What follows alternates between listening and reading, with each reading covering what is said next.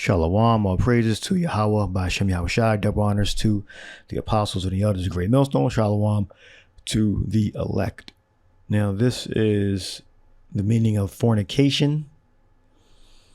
Let me look a few things up, doing some research on fornication, and I guess that goes hand in hand with marriage, and whether a man can have more than one woman.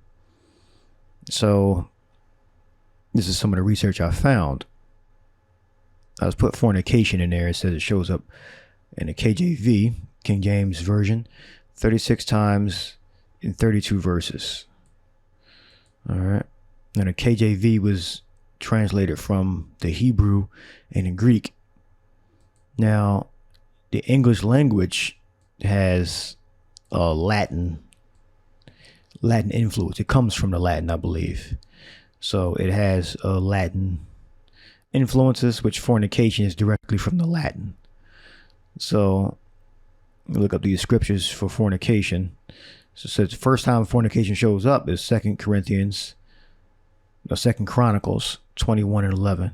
Moreover, he made the high places in the mountains of Judah, and caused the inhabitants of Jerusalem to commit fornication, and compelled Judah thereto. All right, so when you look up fornication, it means arch, and they say it's a euphemism for where prostitutes used to meet their clients, their customers. All right, so the KJV translators use that euphemism to explain that the Israelites were going astray to another god. All right,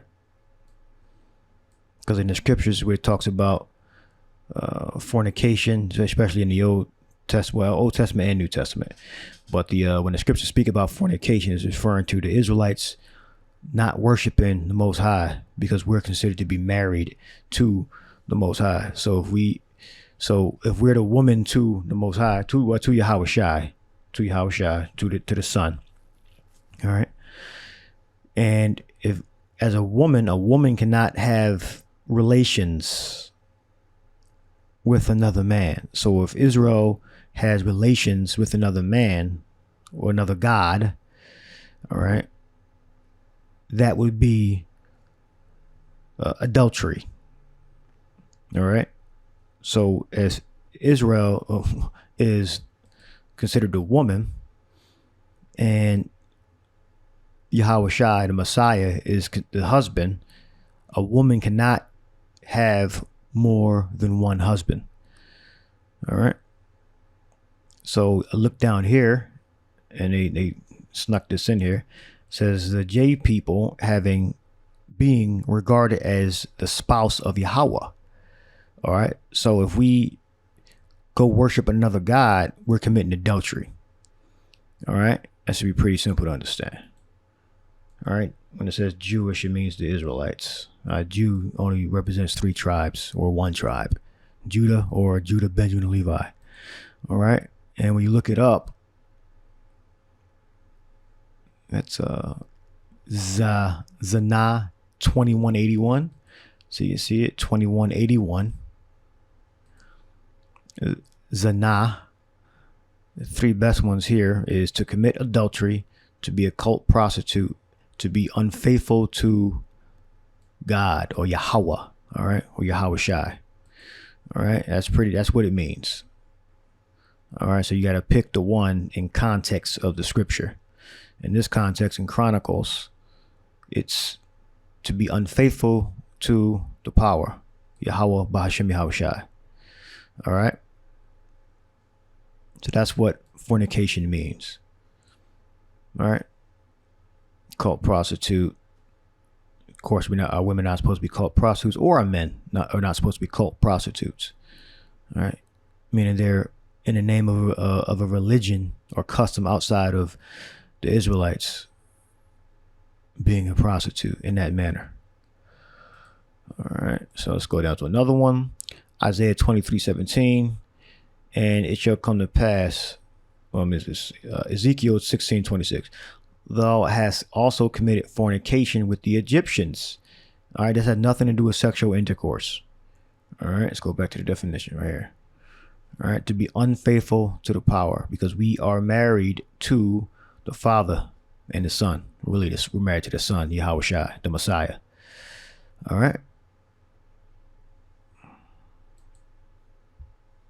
Adultery means to alter the original use. All right. Means to alter the original use. All right. We're going to do another one. Let's pretty much say, all right.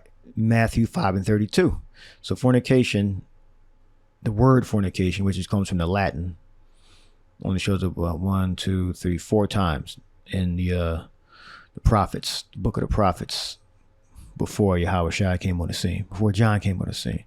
Then you got in the book of Matthew, but I say unto you that whosoever shall put away his wife, saving for the cause of fornication, which is adultery, causeth her to commit adultery. All right. So if he divorces his wife and she did not commit adultery, all right, you're causing her to commit adultery. All right. Because she's going to have sex with another man eventually. All right. Saving for the cause of adultery. That's one of the definitions. Well, we're going to look up G4202. All right. They don't have everything right on here. We got porneia. All right. So adultery, fornication, illicit sexual intercourse, forbidden by law, illicit. So if you put a woman away and she did not commit adultery, eventually she's going to go with another man. So that's what it means. It causes her to commit adultery. All right. But I say unto you that whosoever shall put away his wife, saving for the cause of a fornication, causeth her to commit adultery. All right. He's not committing adultery. All right. He's causing her to commit adultery because eventually she will find another man. All right. And he's still, the original husband is still alive. So that's adultery. All right. And whosoever shall marry her that is divorced committeth adultery. So they're both committing adultery. All right. Because the man's laying with another man's wife. All right. Let's deal with that. This is incorrect. Mark 10 and 11 and 12, and we'll deal with that. Of defilement or of idolatry as incurred by eating the sacrifices of idols. All right. It's also porneia. So basically, porneia, it means that you're straying from the original use. You're setting yourself to sale. So we got porneia. All right. The prostitute's one body. I mean, you set yourself for sale. You're going astray and worshiping other gods, idols. It says to permit oneself to be drawn away by another into idolatry. Porne. A woman who sells herself. All right, so that's what this fornication means. It means to sell yourself, to be unfaithful to the Most High and the Son, to be a cult prostitute, to commit adultery. That's what fornication means. All right. Unlawful sexual intercourse. Well, a woman having sex with another man and her husband's still alive. Be a cult prostitute. All right. Let's go. Pornos. Let's go into the root words. A man who prostitutes his body to another's lust for hire, meaning to sell yourself. All right. A male prostitute, a man who indulges in unlawful sexual intercourse. A fornicator. All right. Meaning a man having sex with another man's wife. All right. Nowhere in the scriptures where it says a man having sex with multiple women is adultery or fornication. So long as that woman is not married to another. All right. You won't find a scripture where it says a man having sex with a a virgin is adultery. That's not in the scriptures. Or a man having sex with a woman who is not married to another woman, because we're all technically adulterers. All right. Debauchery. All right. Let's go to the root of the word. Sell. All right, so that's porneia. The porne goes back to selling yourself. All right. VIP prasco. And we got penarin or paran beyond on the other side. Across beyond. All right. So to sell yourself, exchange something for something, and cross beyond. All right, to sell yourself. To sell yourself to another. All right, so you commit fornication when you sell yourself to another. That's the root of it. All right, the unfaithful, cult prostitute, commit adultery. All right, so you're giving over to something else that's unlawful. So that's what fornication means. All right, then we're going to deal with that Mark 10. All right, except for fornication, sell yourself over to something that is unlawful. You know, the law is in the scriptures, the Bible. All right, let's go to Acts. But that Acts 15:20, but that we write unto them that they abstain from pollutions of idols and from fornication and from things strangled and from blood. Yeah, being unfaithful to the Most High. All right, being sexually unfaithful to your husband, or a man having sex with a woman that belongs to another man. Fornication. So it covers it all. All right. So you're going astray from the original use.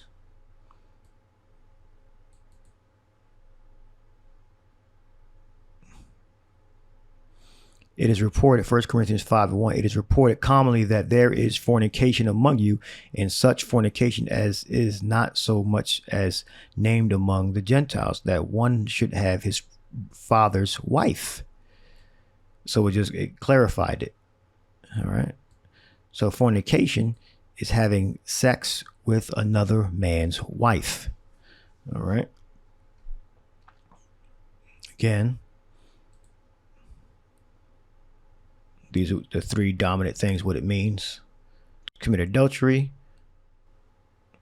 to be a cult prostitute, to be unfaithful to the power, to the Yahweh Shai. All right. What else we got? The nations have committed fornication. Abstain from fornication, it's the same thing. So how can the kings of the earth commit fornication? So I think I pretty much all covered everything around fornication. Let's do this last one here. 18:9. And the kings of Revelation 18:9. And the kings of the earth who have committed fornication and lived deliciously with her. It's not talking about sexual intercourse. Yeah, 42:03 here. We have 42:02. All right. Pornao. So pornuo.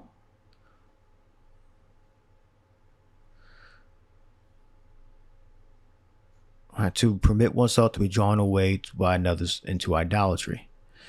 All right. Yep. So by joining league with Babylon, the nations, the European powers, the kings of the earth, not just European powers, all the kings, the kings of the earth, not just the seven heads. They all are in league with each other in some way, not in every way, but in some way. All right, and they're worshiping some feature of the whore. All right, whether it be their money system, their democracy, their law. All right, to permit oneself to be drawn away by another into idolatry. All right, nothing to do with having sex. All right, so it's the context of the scripture.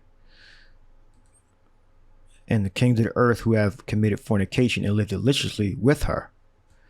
All right, the whore, Babylon, America. All right, so I pretty much covered all the areas of fornication. So you should have a good understanding of what fornication means. All right, it means right here to permit oneself to be drawn away by another into idolatry. All right, worshiping some feature of America, going along with some feature of America, whether it be laws, money system, a lie, all right, and live deliciously, and to commit adultery, to be a cult prostitute, to be unfaithful to the power. All right, that's what fornication means. And it depends on the context or the scripture of what's one you're going to choose. All right, so we're going on to the second part. Is, can a man have more than one woman? Well, let me check this out first. Since we're talking about prostitutes, I found this out. I'm probably late. Prostitution in ancient Rome. Prostitution in ancient, you probably can't see it.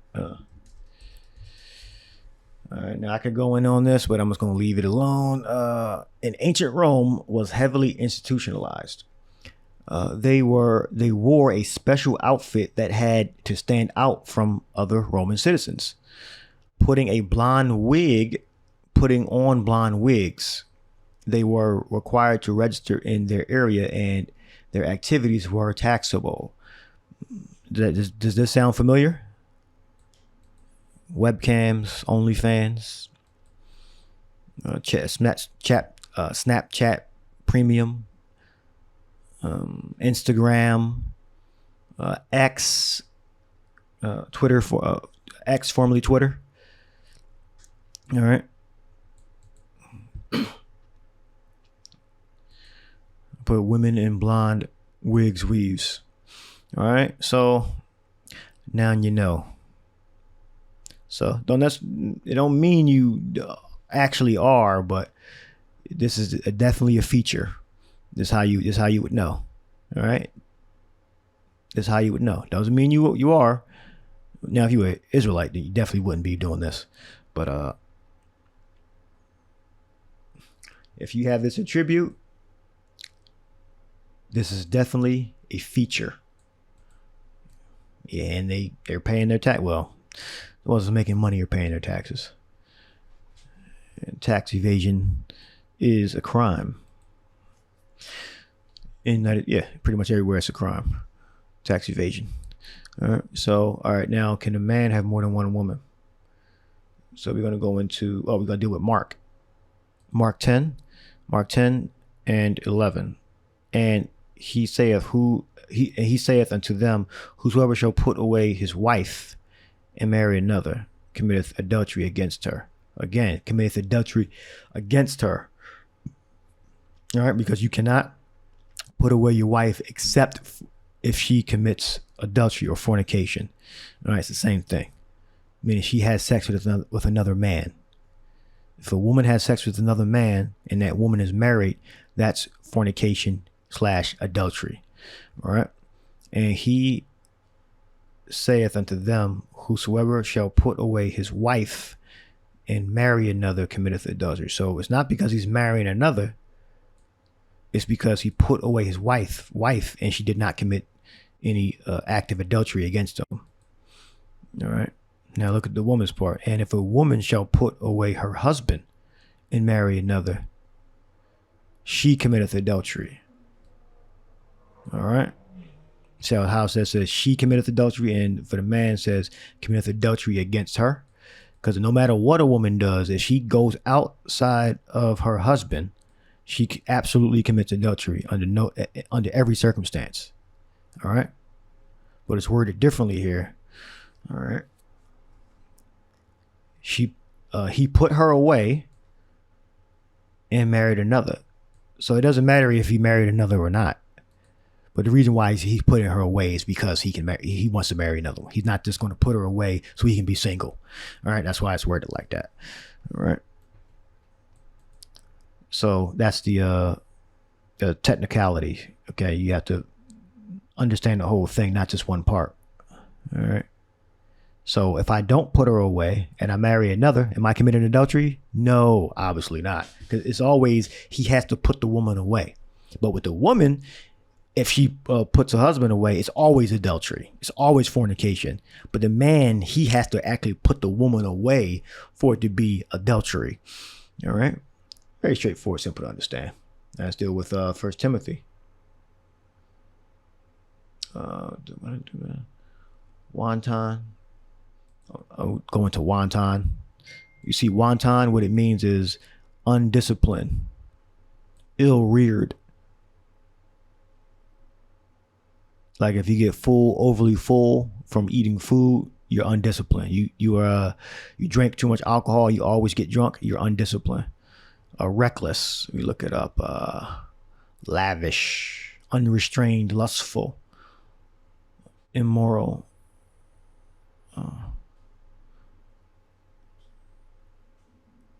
All right. So wanton means undisciplined. Now we're going to go to Timothy.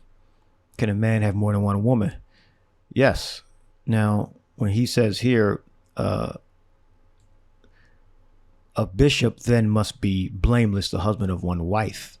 So why does it the law say differently? Well, because Paul is giving you a recommendation so you can take care of the church, take care of your responsibilities and not be distracted with multiple women.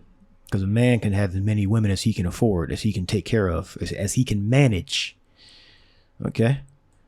There's no limit on a number of how many women a man can have. But Paul says here in 1 Timothy, 3rd chapter, that if you're the leader of a church, the head of a church, it says you must be blameless, the husband of one wife, vigilant, sober, of good behavior, given to hospitality, apt to teach. Yeah, so your responsibilities are catered to the church, not to multiple women. So this is absolutely good advice and a commandment. All right. Now, if you break this commandment, what's the penalty? You're not going to be put to death. All right.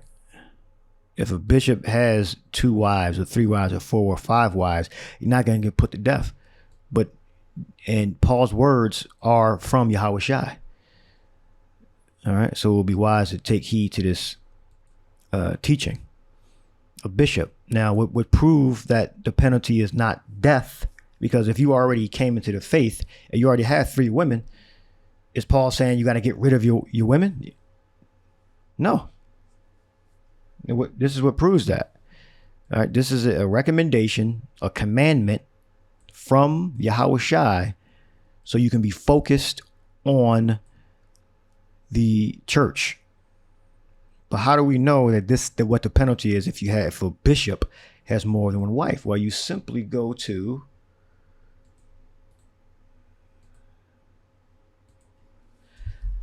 Isaiah 4:1, and this is a prophecy which is going to take place. This is how we know that if you transgress the commandment of, if you're a bishop, head of a church, and you have more than one woman, that the penalty is not you're gonna be put to death, cast out of the truth. You become that means you're wanton, undisciplined. No, it simply means you have more than one woman. You have 3 wives. You can have more than one wife. All right. It says all things are lawful, but all things are not expedient. So though the law says it, we don't have to keep everything to the letter. Okay. Because of our current condition. Now, again, we don't have to eat pork. We don't have to do illicit sexual acts with people and beasts. All right. But we got to work on the Sabbath. All right. The scripture said we're going to eat off bread defiled among the Gentiles. All right. We're going to have blemishes in our Passover lamb, etc. All right. It also says that not commit adultery, which all of us are guilty of committing adultery. All right. That's why we have to be born again. All right. So when Paul makes his statement that a bishop has to be a husband of one wife, yes, that is a commandment, but the penalty is not death or you being cast out of the truth. All right. Because we know what the prophecy is. A bishop is going to have multiple women. Okay. Isaiah 4:1, and in that day 7 women shall take hold of one man. So is Paul speaking against Isaiah 4:1? Because that is a commandment of the Lord, that a bishop be the husband of one wife. So how is a bishop going to have more than one wife? So all the brothers going to have more than one wife, but the bishop's not, the head of the church, whom the Lord invested his a special spirit in, that they could lead the church. But he's only going to have one wife. No, the scriptures say the woman is the glory of a man. So the head of the church is going to have more glory than the rest. Glory in the sense of having women. All right. So we know Paul is not against the law. Paul is not against the prophets. All right. So if you're a bishop and you have more than one wife, you're not committing a sin. All right. You're not transgressing the Most High's laws in the sense that you're going to be put out the truth. If you got more than one wife, that's your business.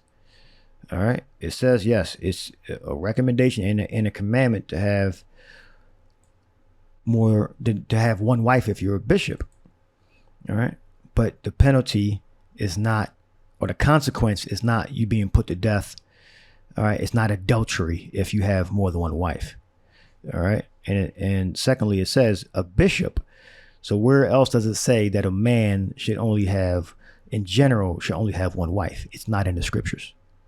It's not in the scriptures anywhere where it says a man can only have one wife. It only mentions here a bishop. All right. And in this sense, it's not an absolute commandment that if you transgress it, you're put out the truth or put out of the congregation. That's not what this is saying. All right. Because we understand the prophecy. All right. Who's going to get more glory? The heads of the churches are going to get more glory than the rest. Like the 144,000 elect prophets are going to get more glory and power than the rest of the Israelites. That's the order. So women are no different. All right. And the prophecy is going to be fulfilled here. And in that day, 7 women shall take hold of one man, saying, we will eat our own bread and wear our own apparel. Only let us be called by thy name to take away our reproach.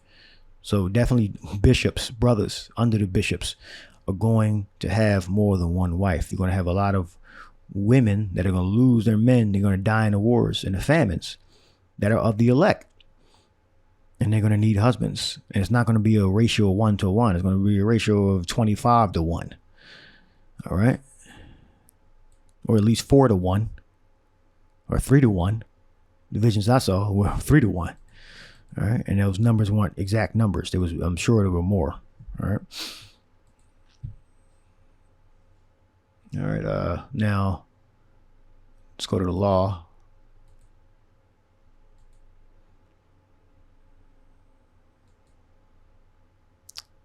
This is the KJV. That's Exodus 21:8. If she please not her master who hath betrothed her to himself, then shall he let her be redeemed to sell her into a strange nation. He hath no power, seeing he hath dealt deceitfully with her. So when you first read that over, it sounds like you're gonna sell her to a foreigner or a stranger, which you're not going to. When you read it in the Hebrew and in other translations, it makes more sense. So for simplification, I was reading another translation. NIV. If she does not please her master who has selected her to himself, or when Hebrew reads, if he hath an evil eye toward her whom he's betrothed. All right. He must let her be redeemed. He must let her be redeemed. She hath no right to sell her to foreigners, because he hath broken faith with her, or he hath dealt deceitfully with her. That's how it should be read. The KJV, it's not, that verse is not a good English translation. This is a better translation for the English. And we look it up in the Hebrew, you get the proper understanding. All right. So this is the NIV. If he selects her for his son, he must grant her the rights of daughters. If he marries another woman, he must not deprive the first one of her food, clothing, and marital rights. All right. So this is the law. There is no law where it says a man cannot have another woman. All right.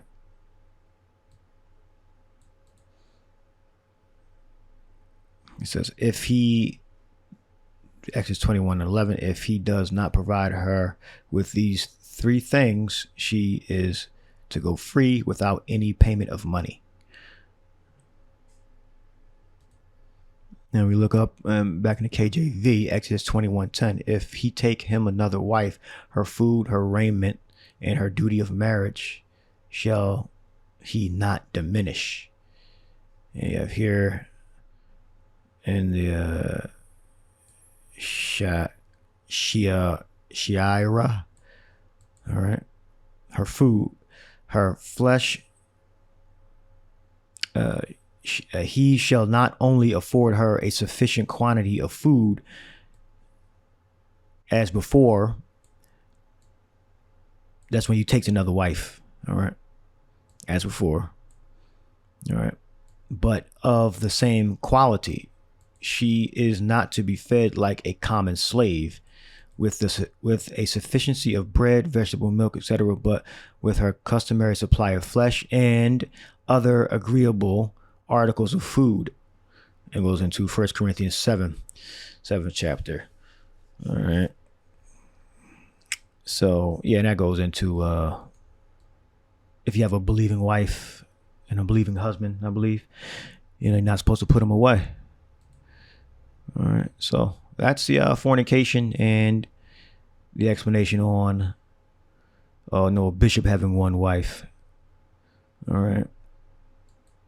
That law, that commandment doesn't trump Exodus 21. All right. And our customs. It doesn't trump that. It's just simply saying that the bishop, it is commanded that he have one wife so he can focus on the church. But if he already has multiple wives, or he gets another wife, you're not, what's the penalty? It's all about what the penalty is. The penalty is you go back to the law. You're supposed to take care of your wives. All right. So if you have a commandment, then you have to have a penalty to that commandment. All right. So you have to tell me what the penalty is for a bishop specifically, because it doesn't say anything about brothers under bishops. All right. Head of a church. What's the penalty for a man that has a bishop that has more than one wife, or a regular man under a bishop that has more than one wife? All right. There's no law that says that he's going to get cast out of the congregation. All right. Everything that Paul speaks about, you can either find in the law or our customs. All right.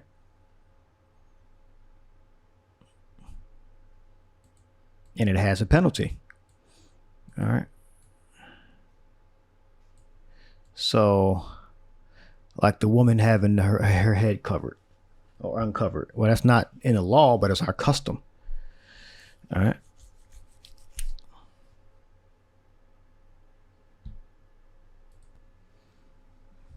So if the woman don't wear the head covering, you can't technically divorce her because she didn't commit act of fornication, but act of fornication against you, or adultery, which is the same thing. But she gonna have a hard life, if that's the custom that you want to uphold. All right. But a man having long hair, the scriptures tell you in the prophets that they pulled their hair. I mean, they trimmed their hair. So a man should not have long hair. All right, that was a custom, and that's the custom that was created by the Most High, by Yahweh Bashem Yahweh Shai, the Father and the Son. The Father had the blueprint, and the Yahweh Shai carried the blueprint out. All right.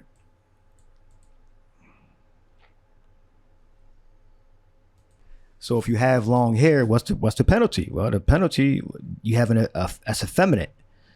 When you go into the history, for a man, that's effeminate. All right. So if you have women-like qualities, you're not going to make it into the kingdom if you're a man. All right.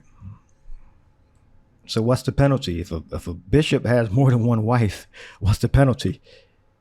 You have to tell me that for this scripture to hold up how the church, the Plantation Christianity Church, how the IUIC says you can only have one wife.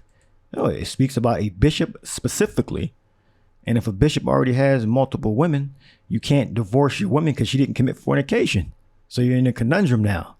All right. And what proves that bishops can have more than one wife. All right. Isaiah 4:1. And in that day, 7 women shall take hold of one man, saying, we will eat our own bread and wear our own apparel. Only let us be called by thy name to take away our reproach. I mean, our shame. Okay. So again, you can believe what you're going to believe, but when Paul says this, he's not saying this in the sense of this is as an absolute. That's a good phrase. He's not saying this in the sense of an absolute, but it is a commandment. All right. But it's not an absolute commandment. All right. Because we know when the time of Jacob's trouble come, that the women are going to be running for urging the Israelite elect man for protection and to be their wives, so they can be they can get husbands because of the current distress. All right. Yeah, and there's still going to be bishops that are going to have 25 wives. That's how we know that this Timothy is not an absolute commandment. All right, but it's a good commandment to keep, so you can keep your organize your mind on the church. All right. So that has been my lesson on fornication and men having multiple wives. Hope you were edified. Shalom.